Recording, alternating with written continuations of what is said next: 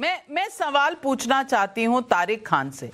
तारिक खान, मामला कोर्ट में था, दलीलें दोनों तरफ से थी।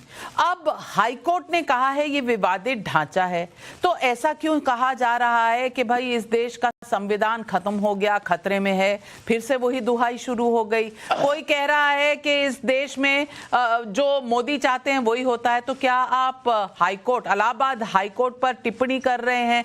मैं पूछना चाहती हूँ, कोई भी संस्था की बात आप मानेंगे? इलेक्शन कमीशन को आप मानेंगे नहीं, हाई कोर्ट को आप मानेंगे नहीं, तो आप विवादों को हल कैसे करना चाहते हैं संविधान के दायरे में? और संविधान की तो इतनी दुहाई देते हैं आप। देखिए, कोर्ट का जो भी कोर्ट ने कहा है उसका समाजवादी पार्टी सम्मान करती है। दूसरी बात, जो मॉन्यूमेंट होते हैं वो एएसआई की संपत्ति नहीं होते हैं, एएसआई संरक्षित होते हैं। एएसआई की संपत्ति होना और एएसआई संरक्षित होना दो अलग अलग बातें। ज्ञानवापी पे भी मामला उठा, वो एएसआई में नहीं था तो वो कोर्ट में वो चला गया, उसके ऊपर सब कुछ हो सकता है। लेकिन ये एएसआई संरक्षित है, दोनों अलग अलग केस है मगर चल रहा है। हिंदुस्तान है भाई, सब कुछ जो मोदी साहब की सरकार करना चाहे वो करे, किसी को कोई एतराज नहीं है। लेकिन हमें ये कोशिश करनी चाहिए कि भाईचारा बना रहे, हमारी एकता बनी रहे, हिंदू मुसलमान का भाईचारा बना रहे। इसके लिए क्या स्टेप भारतीय जनता पार्टी उठाती है, ये देखने की बात है। विष्णु शंकर जैन वहां लोगों को लेके पहुंच जाते हैं नारे लगाते हुए, जिसके बाद इतना बड़ा दंगा होता है, 5 लोग मर जाते हैं। कौन जिम्मेदार है? कोई जिम्मेदार नहीं है, कोई जिम्मेदार, क्योंकि सरकार की कोई जिम्मेदारी नहीं है। सरकारी जिम्मेदारी विपक्ष के ऊपर है कि विपक्ष क्या कर रहा है, क्या देख रहा है और कितना उसको जिम्मेदारी उठानी है। सरकार की जिम्मेदारी क्या है, इसकी जवाबदेही नहीं है, इसका जवाब कोई नहीं देगा। इसका भी जवाब विपक्ष से ही पूछा जाएगा कि आपकी वजह से ही सब कुछ हो गया। तो सरकार को यह जिम्मेदारी उठानी पड़ेगी कि जो दंगा हुआ उसके जिम्मेदार आप थे, आने वाले समय में भी कुछ ना हो। और विवादित ढांचा नहीं है, नमाज हो रही है वहां पर।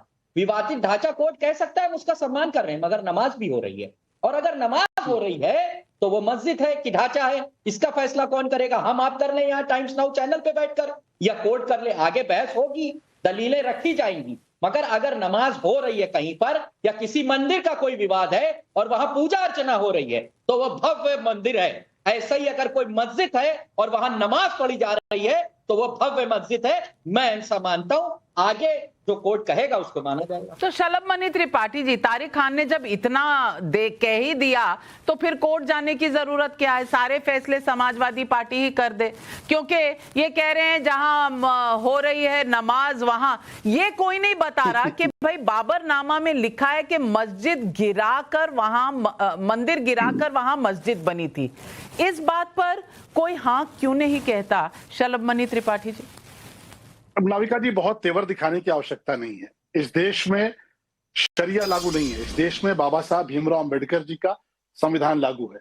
और अगर ऑनरेबल कोर्ट ने विवादित ढांचा कहा है तो हमें संपूर्ण विश्वास है कि आने वाले कुछ वर्षों में जब न्याय मिलेगा तो ये स्पष्ट होगा कि मंदिर ही था। अभी तो 2012 के बाद जब आप देखेंगे कि 2012 से 17 के बीच में जो सरकार चली है, जो वहां पर जिस प्रकार की गतिविधियां हुई हैं, वो तो स्पष्ट है कि वहां पर मंदिर था। 69 तीर्थ स्थल थे जिनको वहां पर लूट लिया गया, जिनको वहां पर कब्जा कर लिया गया। 19 वहां पर कुएं थे जिनको कब्जा कर लिया गया। और मैं धन्यवाद देना चाहता हूं माननीय प्रधानमंत्री जी और माननीय मुख्यमंत्री जी के नेतृत्व में जो सरकार चल रही है कि इन्होंने जो ढूंढ के निकाला है, आज सच दुनिया के सामने आ रहा है। और ये जो गुंडागर्दी थी एक प्रकार की, कि हम जो एक अलग प्रकार का एक ध्रुवीकरण की राजनीति थी जिसके दम पर गुंडागर्दी होती थी, अब वो गुंडागर्दी नहीं चलेगी। क्यों? क्योंकि कानून के हिसाब से काम हो रहा है। आज एएसआई ने कहा है कि साहब वहां पर बहुत सारे परिवर्तन किए गए। अगर मन में चोर नहीं है, मन में घबराहट नहीं है, तो इतने सारे परिवर्तन करने की आवश्यकता क्या थी? एएसआई कह रहा है कि वहां पर बहुत सारी चीजों में बुनियादी परिवर्तन किए गए। और नाविका जी, आपको याद दिलाना चाहूंगा, ऐसा ही परिवर्तन ज्ञानवापी के भीतर हुआ था, जहां पर भगवान भोलेनाथ का जो शिवलिंग है उसको ड्रिल करने की कोशिश हुई, उसको तोड़ने की कोशिश हुई। तो इतिहास में सारा कुछ स्पष्ट है, उस पर तेवर दिखाने की आवश्यकता नहीं है। न्याय पर भरोसा रखिए, अदालत पर भरोसा रखिए। ये देश बाबा साहब भीमराव अंबेडकर जी का संविधान वाला देश है। यहाँ शरिया का मामला लेकर आएंगे तो स्वीकार्य नहीं है। आज मैं देख रहा हूं कि एएमआईएम के जो प्रवक्ता हैं उनके तेवर विदेश की बात कर रहे हैं, उन्हें जाने कहां की बात कर रहे हैं। और इनके नेता क्या बात करते हैं? ध्रुवीकरण की बात करते हैं। तो जब इनकी पोलपट्टी खुलनी शुरू होती है, जब दुनिया के सामने सच्चाई आनी शुरू होती है, शफीकुर रहमान बर्क जो समाजवादी पार्टी के नेता थे, सांसद थे, उनके रहते वहां पर पूजा पाठ बंद किया गया।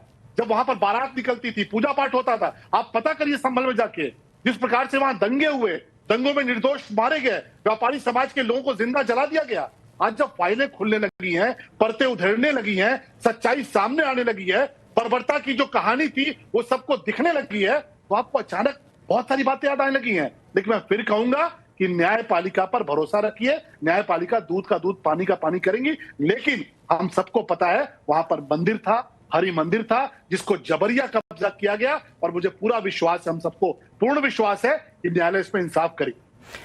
दो हाथ उठ रहे हैं। तारिक खान पहले आप, असीम वकार जी आपके पास आ रही हूं। तारिक खान, आप बाबरनामा का जिक्र कर रहे हैं, ठीक है, जब जरूरत पड़ती है तो बाबर का इस्तेमाल करेंगे। बाबरनामा में बाबर ने यह भी कहा कि हिंदुस्तान के लोग बदसूरत होते हैं, हिंदुस्तान के लोगों को काम करने का तरीका नहीं मालूम, हम उसका रेफरेंस लेंगे बाबरनामा का। तो बाबरनामा का रेफरेंस तो ये भी है, फिर ये भी ले लीजिए। फिर आप कैसे बाबरनामा के रेफरेंस को आप सही मान लेंगे भाई? या तो बाबर हमारे लिए मान्य है या नहीं है। ऐसे ही बाबर ने यह लिखा कि हिंदुस्तान के लोग काहिल होते हैं, मान लीजिए आप काहिल हैं। फिर बाबर ने यह लिखा कि हिंदुस्तान के जो फल है वो खाने लायक नहीं थे, उसी बाबरनामा में 355 पेज नंबर पे। तो वो बाबरनामा को कोट करेंगे तो बाबरनामा की और भी चीजें मान लेनी पड़ेंगी फिर हमको भाई। बाबरनामा को अगर मानते हैं, आप अगर मानते हैं कि हिंदुस्तान के लोग बदसूरत हैं, बाबर आपकी आरती उतारने तो यहाँ आए नहीं थे, वो तो यहाँ की टेरिटरी लेने आए थे, इस्लाम को बढ़ावा देने आए थे, तो उनको यहाँ के लोग अच्छे क्यों लगेंगे? वो मंदिर तोड़ रहे हैं तो आप उसको मानने से इनकार क्यों कर रहे हैं? शलभ मणि त्रिपाठी जी। नाविका जी, ये लोग कितने सेलेक्टिव है इसका प्रमाण देखिए।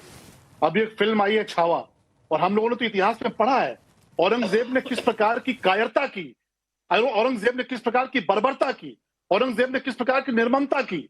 लेकिन इस देश में औरंगजेब को भी पूजने वाले, उसके जैसे नृशंस को भी पूजने वाले हैं। इन्हीं के पार्टी के नेता अबू आजमी, वो कहते हैं मसीहा था। जिस व्यक्ति को उसके देश में कुत्ते नहीं पूजते होंगे, उसको इस देश में पूजने का काम होता है, उसको मसीहा बताने का काम होता है। इस देश में बहुत सारे लोगों के नाम बाबर के नाम पे हैं, वहां बाबर को पूजेंगे, वहां बाबर का सम्मान करेंगे। लेकिन जब बाबर अपनी किताब में कहता है कि नहीं साहब मंदिर तोड़ा गया, वो स्वीकार नहीं करेंगे। ये सच्चाई सबको पता है, पूरी दुनिया को पता है, चाहे वो श्री राम मंदिर रहा हो, चाहे वो मथुरा का मंदिर रहा हो, चाहे ये श्री हरि मंदिर हो संभल के भीतर है, ये हकीकत सबको पता है। और इसीलिए ये एएसआई से भागते हैं, इसीलिए अदालत से भागते हैं, इसीलिए कानून से भागते हैं। तलवार के दम पर कभी लूटा गया, कब्जा किया गया, आज न्यायपालिका सर्वोपरि है। तब शरिया चलता रहा होगा। आज इस देश में बाबा साहब भीमराव अंबेडकर जी का कानून चलता है, और देश में प्रधानमंत्री जी की, उत्तर प्रदेश में मुख्यमंत्री योगी जी की डबल इंजन की सरकार है। और इसलिए कोई दंगा नहीं कर सकता, कोई फसाद नहीं कर सकता। जो कानून से होगा उसका पालन करना पड़ेगा। लेकिन कमलाकर त्रिपाठी जी, इमरान मसूद जी को संविधान खतरे में क्यों नजर आ रहा है? क्या इलाहाबाद हाईकोर्ट संवैधानिक स्ट्रक्चर के तहत इस देश में हाईकोर्ट, सुप्रीम कोर्ट बने हुए हैं, क्या उन्हें उस पर विश्वास नहीं है? राशिद आलवी साहब को लग रहा है कि यहाँ पर भी कोई खेल हो रहा है। मैं पूछना चाहती हूँ, हर संस्था पर सवालिया निशान। आपकी बात मान ले तो सब बल्ले बल्ले, नहीं हो माना जाए और कोई दूसरी बात कह दे जो आपकी पसंद की ना हो तो हाय तौबा। ऐसा क्यों होता है?